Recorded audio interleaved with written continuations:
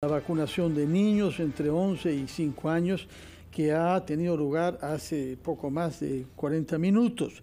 Y hemos invitado por eso al doctor Óscar Ugarte, quien ha sido ministro de Salud en 2 oportunidades incluso, y a la doctora Teresa Ochoa, que es pediatra y directora del Instituto de Medicina Tropical de la Universidad Cayetano Heredia. Muy buenos días, doctor Ugarte y doctora Ochoa. Muy buenos días, ¿cómo están? Muy buenos días, Carlos, y a la doctora Ochoa también un saludo especial. Quisiéramos, por favor, gracias, que nos expliquen. Se nos dice que a partir de hoy podrán ser vacunados los niños de 11 y 10 años y que eso irá bajando hasta llegar a los de 5, pero también los niños que tienen algunas comorbilidades.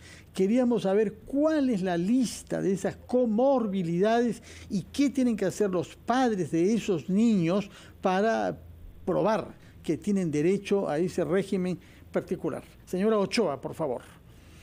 Sí, en esta lista de niños con comorbilidades están en primer lugar los que tienen algún tipo de inmunodeficiencia o compromiso, en otras palabras, de su sistema inmune.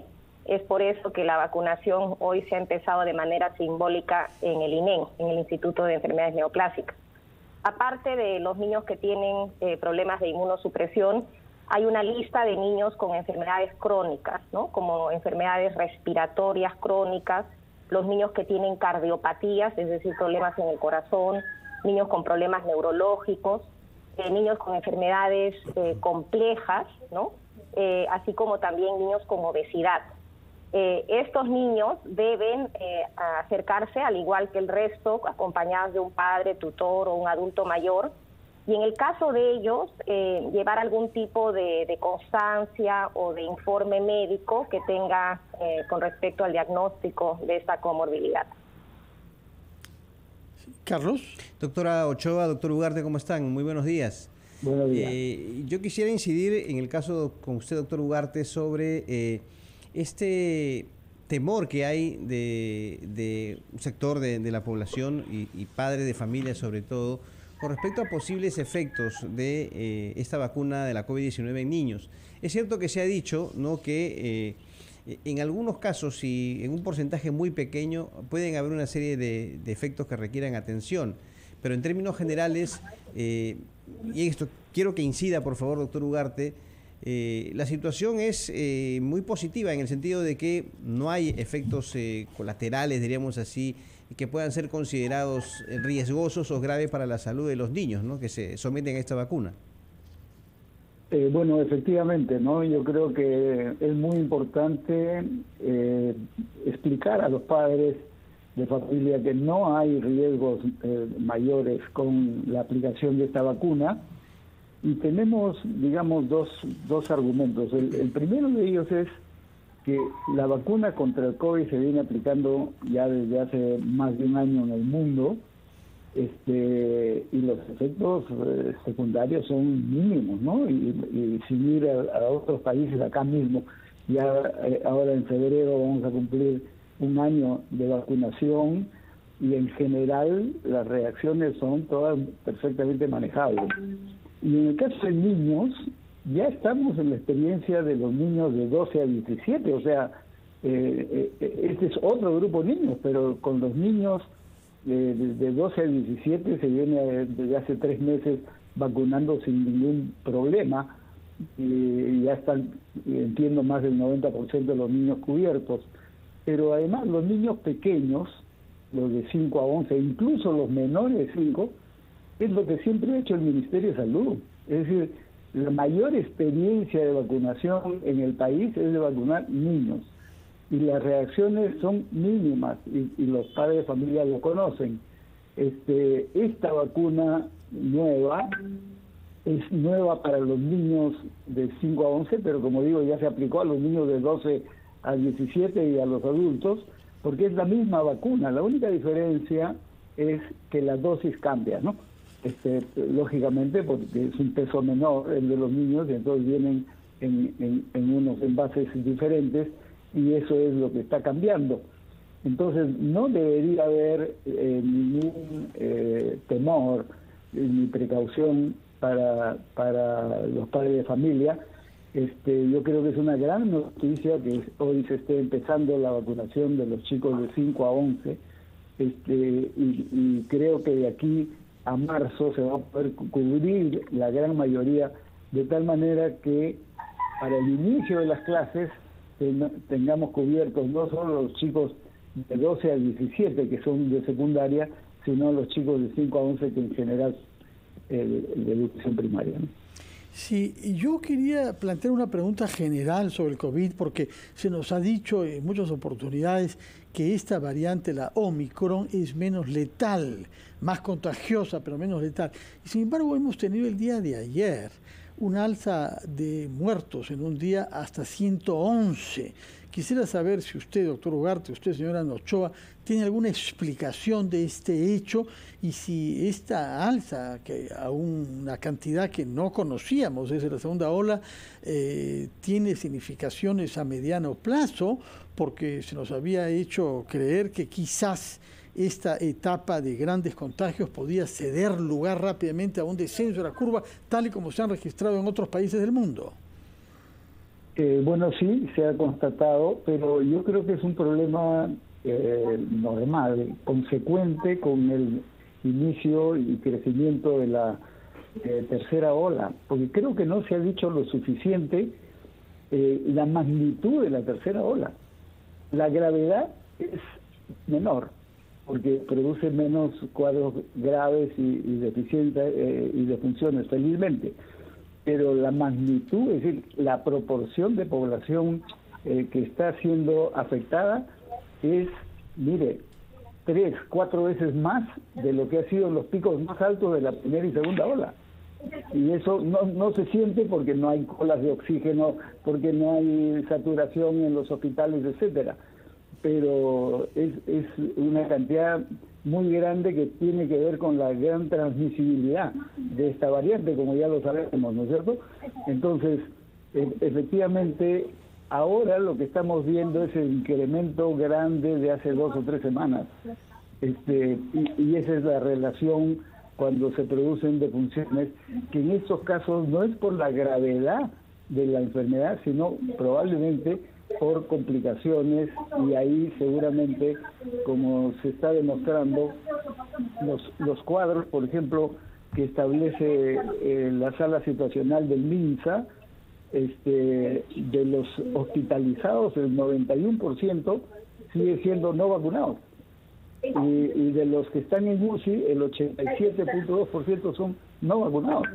Entonces, si a eso se agrega algunas comorbilidades, es explicable que haya lamentablemente incremento de defunciones, pero no es que vamos a tener un crecimiento exponencial de defunciones como sí fue en la primera y segunda ola. Y en ese sentido, doctora Ochoa, efectivamente en la población adulta vemos más contagios, pero menos ingresos a UCI, a hospitales. Hemos notado, sí, de acuerdo a reportes que se han conocido, ingreso de más niños en hospitales, por ejemplo, en el Instituto Nacional de Salud, pero la repercusión, diríamos así, ha sido la misma, el efecto ha sido la misma, ¿no? O sea, ¿cuál es su análisis al respecto? Sí, mire, es importante recordar que si bien los niños son menos afectados por COVID y en general tienen menos complicaciones y menor riesgo de hospitalización, dado que estos niños todavía son un grupo vulnerable al no estar protegidos todavía, ¿no? Con la vacunación, sí se ha observado en las últimas semanas no solamente un aumento importante en el número de casos, sino también en el número de hospitalizaciones y un pequeño aumento significativo en relación a las semanas previas en cuanto a mortalidad. Entonces, lo que tenemos que recordar acá es que si bien los porcentajes de hospitalización son menores en comparaciones a las olas previas, si ese número ha bajado de, por ejemplo, un riesgo de hospitalización de 10% antes, ahora solamente a 1%, los números en valor absoluto son mayores, porque tenemos una alta tasa de personas infectadas, ¿no? Entonces, creo que en ese sentido es importante enfatizar que debemos seguir cuidándonos para evitar que estos contagios sean masivos, porque nuestra capacidad hospitalaria tiene unas limitaciones en cuanto a volumen y a capacidad sanitaria, ¿no? Entonces, lo mismo que se ha visto en adultos también se está viendo en población pediátrica, y es por eso que estamos tan contentos y felices de que hoy día se esté iniciando la vacunación para este grupo etario. De acuerdo, quisiera preguntarles, antes de ir a una breve pausa de la hora para escuchar a los anunciantes y los titulares, ¿qué es lo que se prevé como plazo para cumplir con la vacunación de los niños de esa edad? Creo que son un poco más de 5 millones. Hemos recibido alrededor de 1 millón de dosis y se prevé que llegue desde el viernes en cada semana. ¿Cuál es el calendario que se puede prever y hasta qué punto eso nos garantiza que el inicio de las clases presenciales el mes de marzo se haga en las mejores condiciones posibles de bioseguridad? Nos lo contestan, por favor, después de la pausa de las 9 en punto. Nuestra entrevista con el doctor Óscar Ugarte, ex ministro de Salud, y la pediatra y médico Teresa Ochoa. Había quedado planteada la pregunta respecto al calendario de la vacunación de los niños entre 11 y 5 años en la perspectiva de asegurar el retorno a las clases presenciales a fin de marzo. ¿Qué es lo que prevén ustedes, señor Ugarte, señor Ochoa? La población total de niños de 5 a 11 está alrededor de los 4 millones, no tanto como 5, 4 millones y un poquito más según las informaciones oficiales, y va a depender de, obviamente, cuál es la rapidez con la cual se vacuna diariamente y los centros de vacunación. Yo creo que el Ministerio de Salud está disponiendo la mayor cantidad posible de centros de vacunación, no solo en los centros de salud y en los colegios, sino también los centros de vacunación que han venido vacunando a adultos y a adolescentes, no todos, pero varios de ellos van a estar vacunando también a niños menores. Entonces, yo estimo que entre lo que resta de enero más febrero y marzo se debe cubrir a la gran mayoría de esta población de 5 a 11. Probablemente queden siempre un margen las poblaciones dispersas de las zonas rurales, tanto de selva como de las altoandinas, digamos, pero en las zonas urbanas, las grandes ciudades, no habría por qué no tener de aquí a marzo vacunados a todos los niños de 5 a 11. Doctor Ochoa, de mi parte, para terminar, quisiera ya una pregunta ya en términos generales, no como especialista en la materia, porque el Ministerio de Salud ha decidido reducir de 10 a 7 días el tiempo de descanso médico y aislamiento a las personas que han sido contagiadas de COVID-19. Esto, evidentemente, ante la tercera ola que está afectando nuestro país. ¿Cree usted que ha sido una medida conveniente, tomando en cuenta los estudios que hay al respecto, la base científica, para tomar una decisión así? Sí, efectivamente, no solamente a nivel de Perú, sino en muchos países del mundo se están acortando estos tiempos de aislamiento para las personas infectadas, es decir, que tienen el análisis positivo para COVID, sea con síntomas o sin síntomas, así como también las cuarentenas para las personas que son contacto.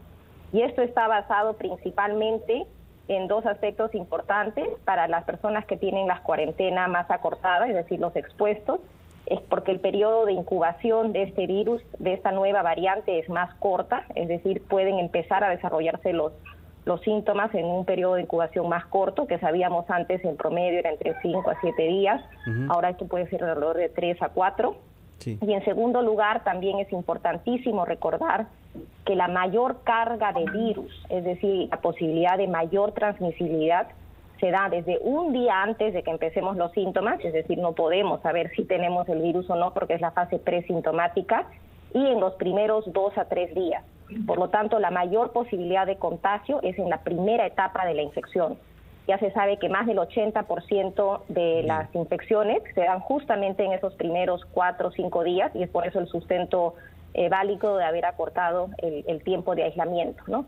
Considerando además que las personas luego tienen que seguir usando su mascarilla para disminuir aún más la posibilidad de contagiar. Muy bien. Antes que continuemos, tenemos una información de último minuto y de acuerdo a fuentes de RPP Noticias, El ministro de Defensa, Juan Carrasco, ha entrado a unidad de cuidados intensivos. Tiene el 40% de sus pulmones comprometidos. Tiene COVID. Está con cánula de alto flujo. Internado en el hospital Edgardo Rebagliati. Reiteramos, el ministro Juan Carrasco se encuentra en el Rebagliati, unidad de cuidados intensivos, 40% de sus pulmones comprometidos. Deseamos realmente que pueda recuperarse el ministro de Defensa Juan Carrasco. Información a través de fuentes de RPP Noticias. Fernando. Muchas gracias, Carlos, y naturalmente expresamos nuestros deseos de recuperación pronta y total al ministro de Defensa.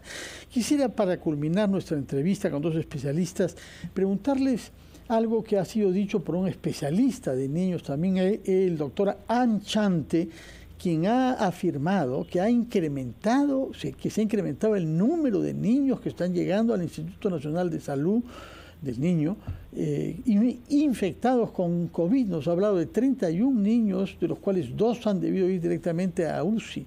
¿Qué pueden explicar que precisamente ahora incremente el número porcentual de los niños que están infectándose con COVID-19? Yo creo que eso lo que nos muestra es algo que, sobre todo en los periodos anteriores de esta pandemia, no se consideraba mucho, que es que los niños también se afectan. Y esto está demostrando que claro que sí, y por eso con mayor razón la necesidad de la vacuna. Eso tiene que estar seguramente en proporción a la magnitud de población afectada, que incluye obviamente a los niños de todas las edades, pero también lo que explicaba la doctora Chvala, la rapidez con la cual esta variante Omicron ataca a las personas y ataca a los niños, indudablemente. Entonces, la capacidad de respuesta por la naturaleza de la inmunidad de los chicos también se ve afectada en estos casos, y todo eso a lo que apunta es que la medida fundamental es vacunación.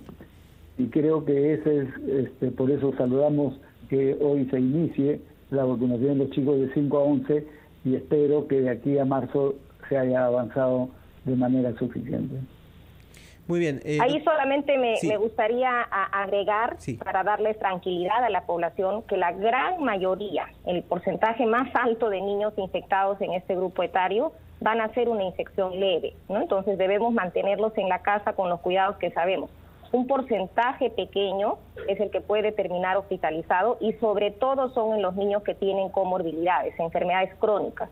Por lo tanto, los papás deben cuidar ese grupo y estar más alertas ante la posibilidad de que presenten alguna complicación. Muy bien. Doctor Oscar Ugarte, doctora Teresa Ochoa, muchas gracias por estar con nosotros esta mañana en Ampliación de Noticias. Muy amable, muy buenos días. Buenos días. Muchas gracias. Buenos días.